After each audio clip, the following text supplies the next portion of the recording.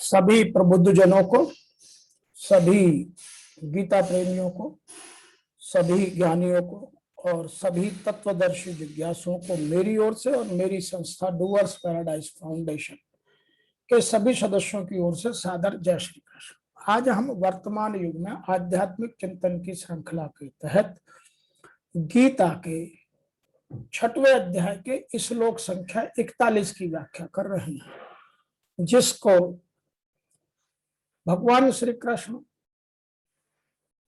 अर्जुन को समझाते हुए बता रहे हैं। क्योंकि अर्जुन ने 2 प्रश्न किए, उनका उत्तर दिया तो अर्जुन ने फिर पुनः प्रश्न किया कि जो योग भ्रष्ट पुरुष है उसके लक्षण और उसका क्या होता है। तो यहाँ उसको समझाते हुए भगवान कह रहे हैं कि योग भ्रष्ट पुरुषों को स्वर्गलोक और पवित्र धनवानों के घर में जन्म प्राप्त होने का कथन वह हमें समझना होगा। ऋषि वेदव्यास जी ने लिखा है, प्राप्य पुण्य कृताम लोकान उषित्वा शाश्वती शमः शुचिनाम श्रीमाताम गेहे योग भ्रष्ट अभिजायते।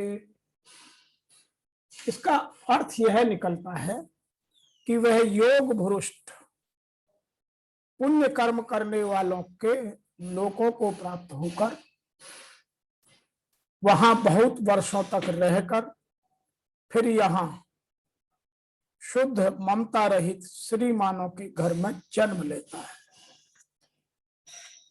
और भी सरल भाषा में कहा जाए तो योग भ्रष्ट पुरुष पुण्यवानों के लोकों को प्राप्त होकर उनमें बहुत वर्षों तक निवास करके फिर शुद्ध आचरण वाले श्रीमानों के घर जन्म लेता है।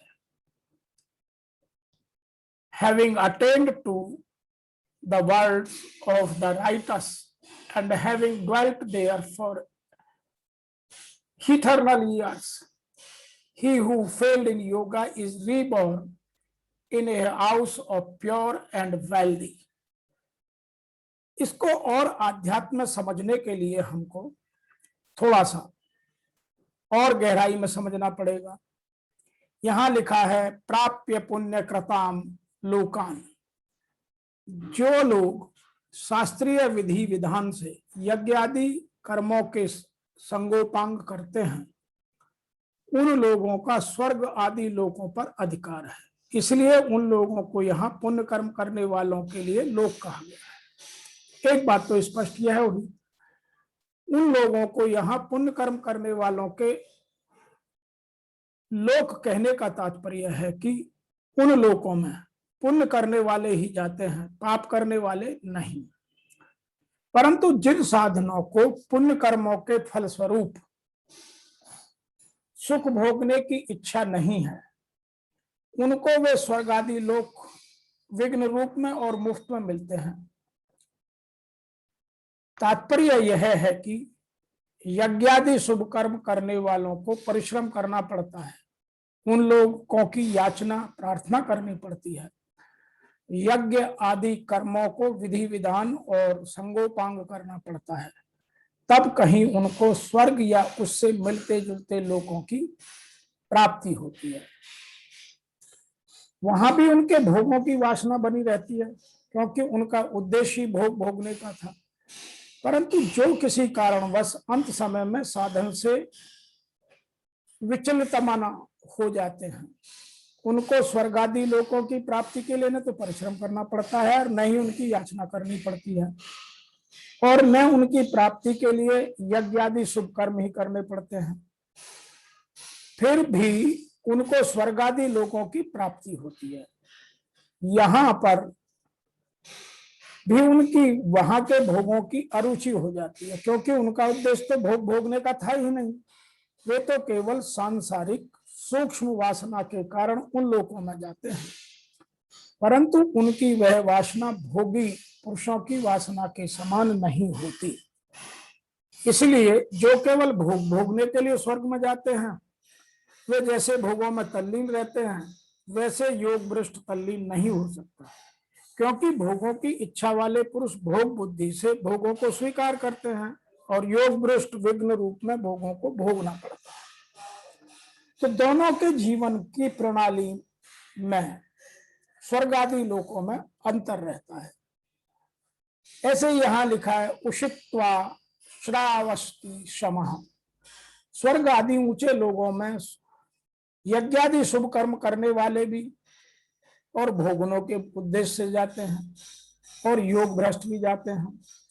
भोग भोगने के उद्देश्य से स्वर्ग में जाने वालों के लिए पुण्य छीन हो जाते हैं, क्योंकि वे अपने पुण्यों का भोग कर लेते हैं और पुण्यों के छीन होने पर लौटकर वह मृत लोक में आते हैं, इसलिए वहां सीमित वर्षों तक रह सकते हैं।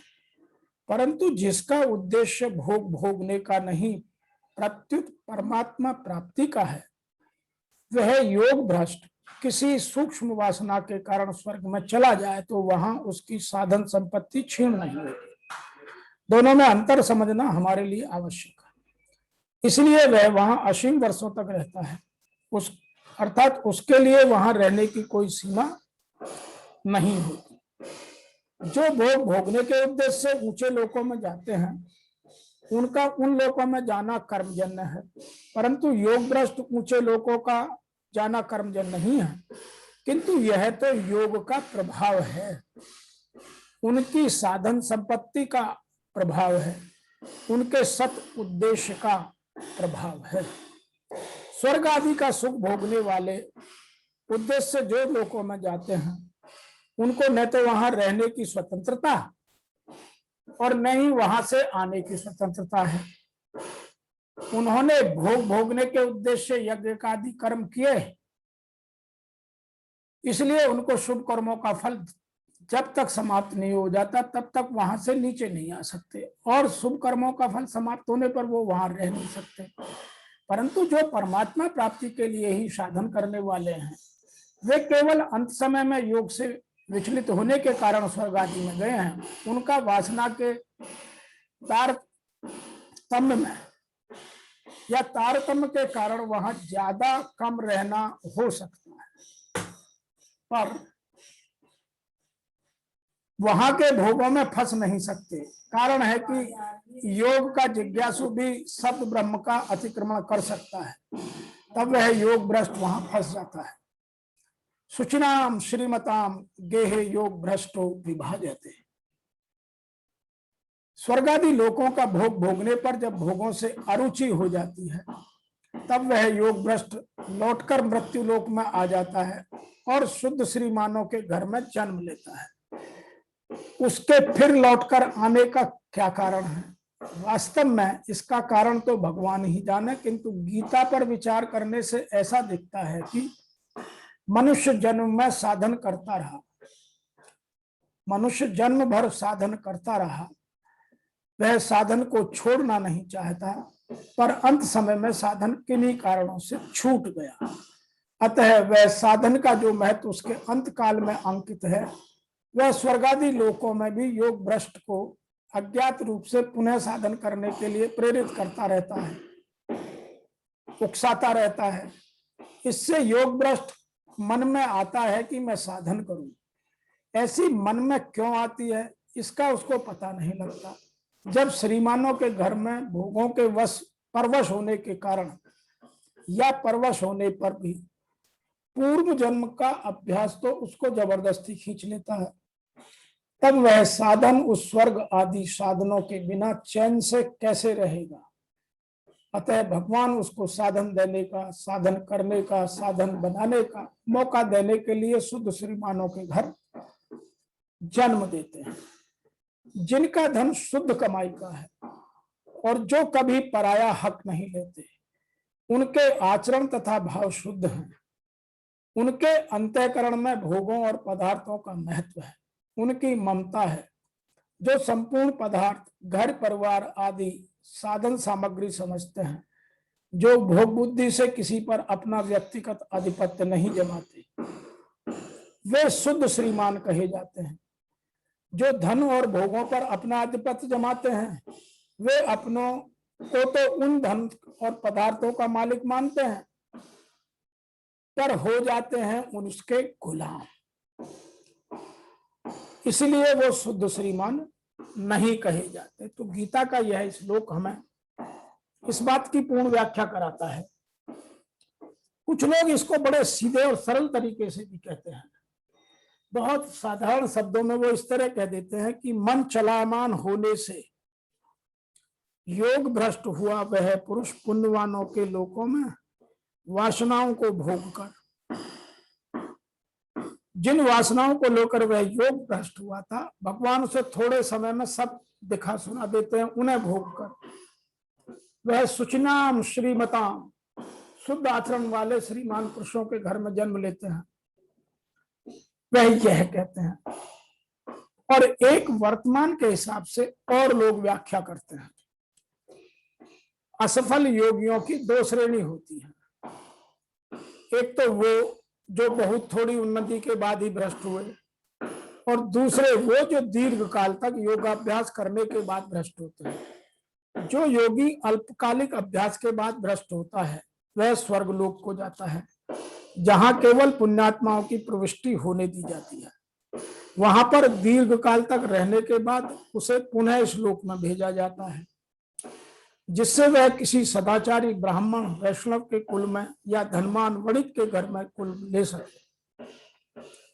योग अभ्यास का वास्तविक उद्देश्य परमात्मा प्राप्ति का सर्वोच्च सिद्ध साधन प्राप्त करना है, जैसा कि इस अध्याय के अंतिम श्लोक में बताया गया है। किंतु इतने अध्यवसायी न होते और भौतिक प्रलोभों के कारण असफल हो जाते हैं, उन्हें भौतिक इच्छाओं की पूर्ति करने की अनुमति पुनः दी जाती है।